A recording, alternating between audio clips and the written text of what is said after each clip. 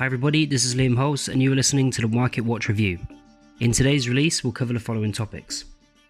Goldman Sachs recommended buying the pound, increase in US oil reserves, and the Fed meeting minutes. Let me remind you that last week negotiations on a trade deal between the EU and Britain reached a critical level and a lawsuit from the EU. But a number of experts, in particular Goldman Sachs analysts, expect to reach an agreement in early November and, as a result, Brexit deal ratification ahead of schedule, before the end of the year.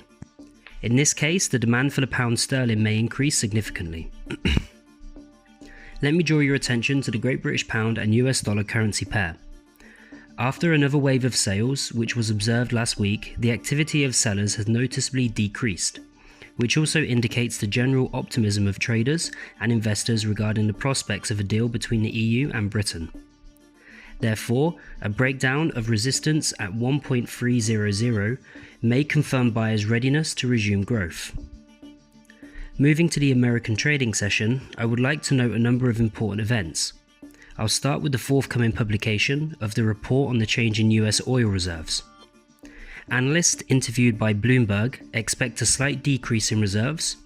Therefore, their unexpected growth may put pressure on oil quotes, fully offsetting the optimism that we observed over the past 3 trading days.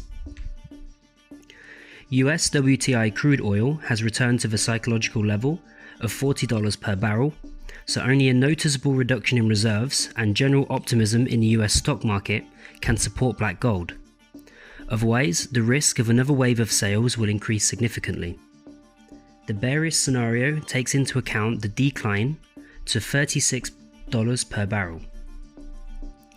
I would like to draw your attention to a very important event for traders and investors, the publication of the minutes of the Federal Reserve meeting.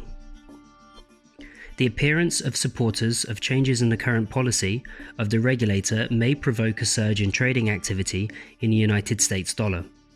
At the same time, it is important to keep in mind the active discussion of another financial aid package for businesses and population in the United States, and the incredibly active position of Donald Trump in this matter.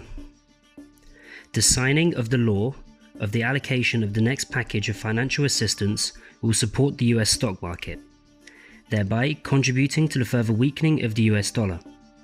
As a result, active sales of the euro and US dollar currency pair remain in the zone of increased trading risk until the pair's quotes return to the spot at 1.1730. That's all from me. Closely monitor the news background and be prepared for all the surprises of the market.